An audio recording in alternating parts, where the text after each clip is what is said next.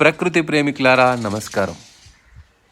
మనకు mind relaxation కోసం అప్పుడప్పుడు గార్డెన్లో తిరగడం కానీ అలా బయట పీస్ఫుల్గా ఉండే ప్లేసుల్లోకి వెళ్తూ ఉంటాం.